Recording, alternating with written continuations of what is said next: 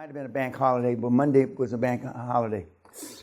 So I said, fine, are you deaf? I need to fucking talk to him.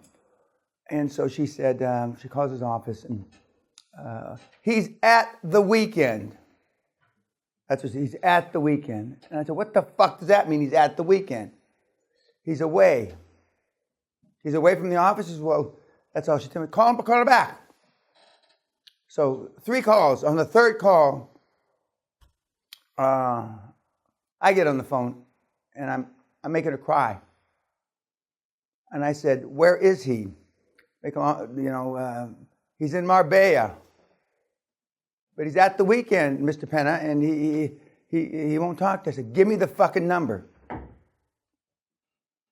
I am not getting off this phone call until you give me the number. Now, of course, you could just hang up and not answer the phone, right? But they're not that smart. So she gives me the number. So I call it into about 11 o'clock at night here, which is about midnight in Marbella. And I finally get a hold of the guy, and he says, Sir Percy Shitbag here. And I said, really, actually? This is Laird Dan Peña, and you're fired, you cunt. And I hung up. These people aren't private time. You don't have time for people like that. They're either running and gunning like Jesse James and Butch Cassidy and the motherfucking Sundance Kid, coming out blazing, or you're not using them.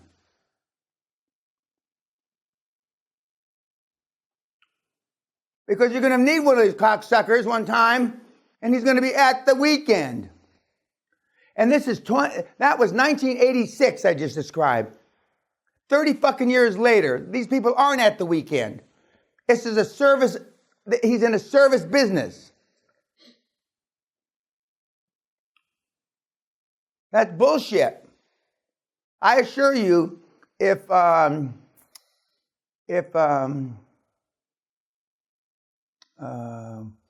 a runner and gunner in New Zealand that does deals in cut and slash man? A guy named Tom Wilson. He was my first chef. Okay, Tom Wilson calls.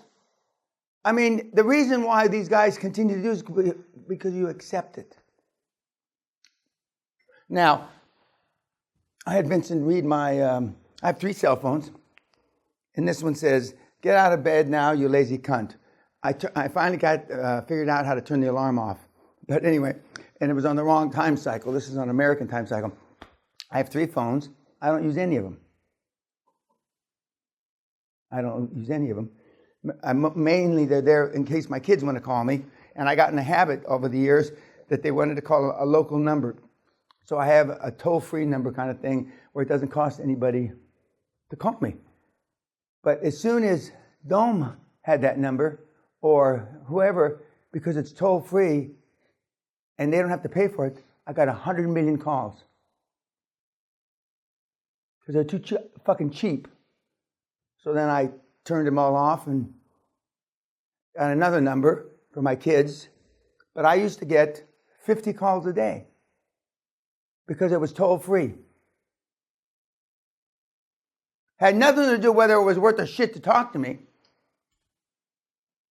So now nobody has my number except my kids and a couple of my lawyers.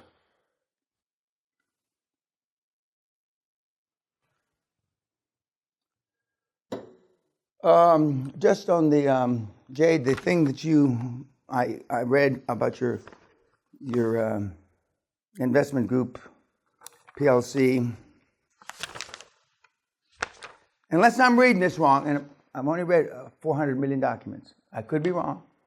There is a 1/1,000,000% chance that I'm wrong. But let's just assume that that's 1/1,000,000, okay?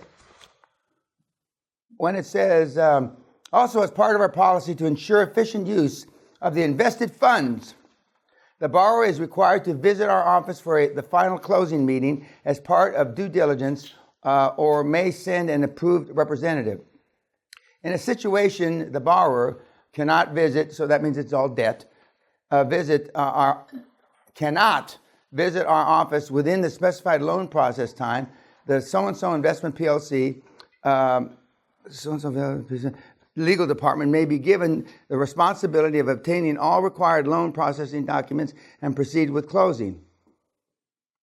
Now, I don't want your explanation, Jade, please. Just shut up and listen. You might learn something. You got one mouth and two ears. Listen. The processing of these loan documents involves the procurement of the following from the Turkey government by the borrower at the final face-to-face meeting. So the government's going to procure these things from you or your group. 1, indemnity insurance protection wrap. That means you're insuring them. You're indemnifying them. Since you don't have a pot to piss in or a window to throw out of, that'll be a little difficult. 2, insurance mediation directive. You're insuring them again for something else. I don't know what it is. 3, letter of guarantee. You're guaranteeing it. 4, certificate of origin. I think that means a certificate of origin of where the company is. Next, notarization of identity stroke company documents. So that's pretty straightforward. And next, certificate of legality issued by the Ministry of Finance and Office of the Advocate General, respectively. They will issue, if I read this correctly, they will issue from their Ministry of Finance and their Office of the Advocate General, they will certify that you're a legal entity. I think that's what that says. Okay. Now, all those are good except for 3 things. The guarantee, the indemnity, et cetera, et cetera. Okay. The fact that he's got to go there when he doesn't have 2 shekels to rub together, it could be problematic. But I've seen, this is a Trump exaggeration, 100,000 of these in my 46 years. At least 100,000. It doesn't mean anything.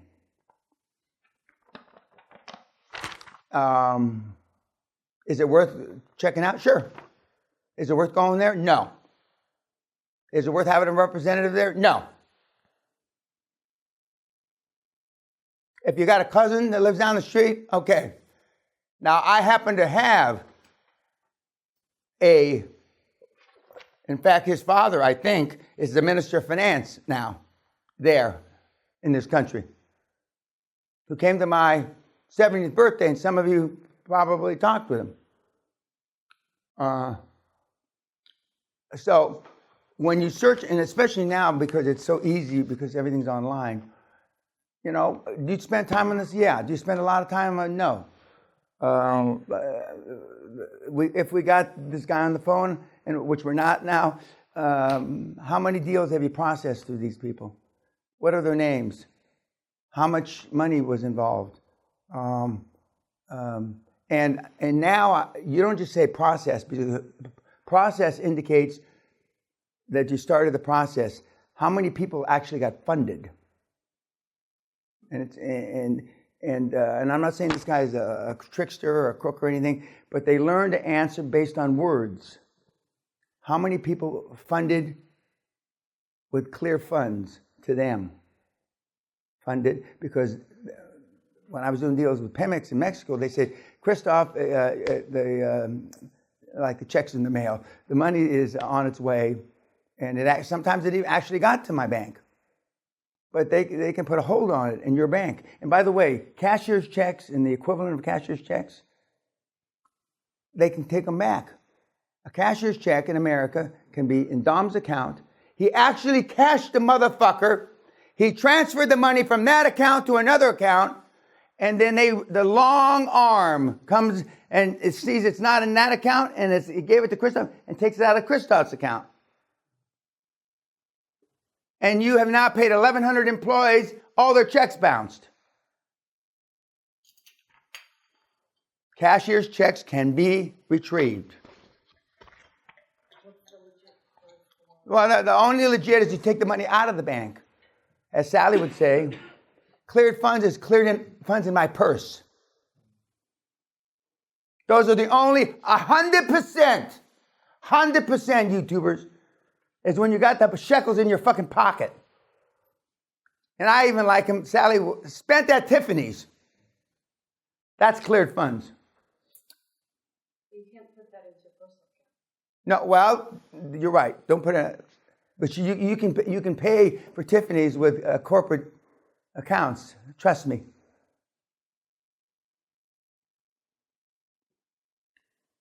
So, and then I was going to tell you this little speech, and then the guy says, "Don't bother me."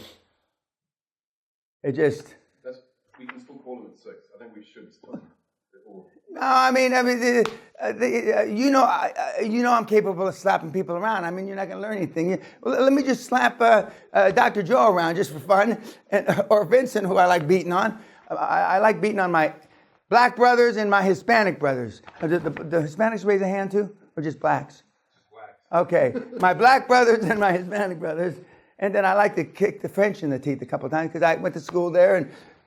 Joe's the goal. He touched me on the forehead when I was just a little boy. So, yeah. But is it worth following up? Yeah. Is it worth spending a lot of time? No. And I didn't even know the guy didn't want to talk. If it was real, and he really thought, you know, even when you're on holiday, I know people, extremely important people who take calls, and then the most important people don't give you that answer. They don't say, "Well, I'm on holiday," whatever the answer was. And I told you how I fired that senior lawyer, which caused a lot of controversy because a couple of law firms that he read the law with, that means they went to law school together, wouldn't act for me in the future because he called the managing partner of this and they said, there's a new guy, led Dan Peña, and this is before QLA, that is rather rude. Which is true. I mean, if you think that, I mean, up here, it's the 40s, it's the 1840s, and back 30 years ago, it was even worse. Some people think it was better. One of the things on the YouTube, and I want to say this not so much nicely. I said this before, but they don't want to listen. You can buy case studies, kids, from Harvard, Stanford, Wharton, which is University of Pennsylvania, Oxford University. I'm sure there must be the French schools too. You can buy the case studies online from the business schools for between $3 and $12 each. So for you kids that keep asking for, spend 15 euros and get 5 case studies. You can buy them online because the Harvard ones that we use here and the Stanford ones we use here and the University of Virginia ones, we got honestly. Kat, didn't you buy them? Yeah. She got them online. So you kids could have been studying online, and not just the YouTubers, but, and I tell the seminar kids this, but it goes in one ear and out the other because of the fog of war. Because you're incoming fire, automatic weapon and shit like that, you're dodging bullets. Okay, YouTube, we'll talk to you later.